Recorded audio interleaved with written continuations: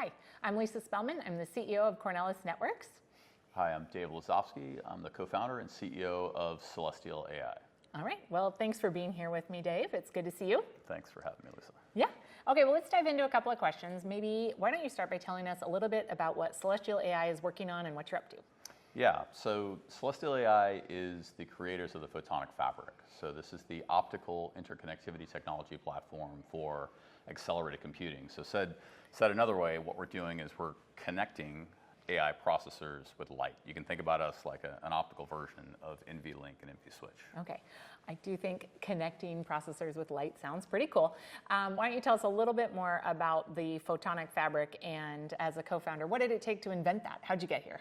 Yeah, so it's, there are a couple of different types of networks in advanced data centers. We're focused on the hyperscalers. There are scale-out networks, which is more top-of-rack interconnectivity, Ethernet, et cetera. And then there is scale-up, right? So we're focused entirely on scale-up, which is inside the rack, and today it's 100% copper. So what we're focused on is replacing copper over the course of the next 18-24 months with more advanced, higher bandwidth, lower latency, and much lower power in optical interconnectivity solutions. Okay, so a lot of invention required there. As you all know, we're much more into that scale out space right now. And as we like to talk about, everything that scales up, no matter how big it gets, is also going to be a scale out problem because, my goodness, the size and scope and scale of AI just continues to expand and surprise us all. So as you look at bringing this, photonic fabric, bringing this new innovation to light for your customers, which is really, the AI world, what are some of the biggest challenges that you see your customers facing that requires, your technology and your innovation?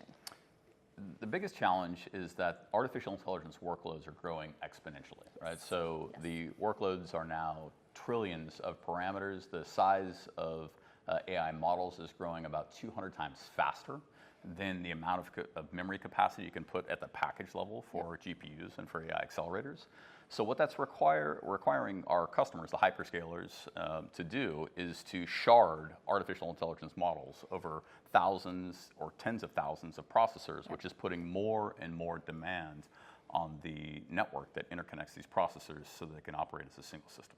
Yeah, and customers are running into this, again, whether they are first approaching the scale-up problem, then hitting a scale-out problem. It just, it continues to surprise me, the pace at which growth has happened. I mean, we started 2025 talking about some of the major customers investing, $50 billion in the year in their AI infrastructure, and by the end of the year, some of them are estimating that they're closer to $100 billion for it. So you can clearly see this is a problem that is worthy of attention. It is, yeah. So it's an extremely concentrated ecosystem, right? So we're engaged with three of the big four hyperscalers now, and those four, by the way, in 2025 will invest over $325 billion in capex just this year alone, right? Yeah. So it's unbelievable. Yeah.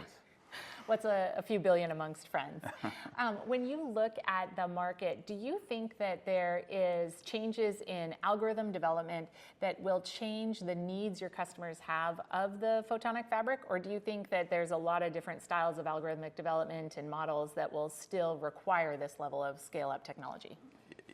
What we're seeing is you can't shoot far enough ahead of the duck, right? Realistically, because the rate of innovation that's taking place in artificial intelligence workloads is like nothing the world has ever seen. Yeah. Right. So in December, for example, of last year, inference-time compute reasoning models really weren't a thing, right? So today, if you don't have advanced reasoning models in your portfolio, you don't, so you're not able to serve a lot of the relevant solutions, right? So you've got advancements with OpenAI, O3, O4 Mini, Google Gemini, Anthropic's Claude 4.0, amazing advancements with inference-time compute with reasoning models. And what that's doing is it's putting more pressures, in particular, on the infrastructure, including an increase in KV cache on the order of 10x, which is increasing memory capacity and bandwidth requirements and the associated network connectivity of those things.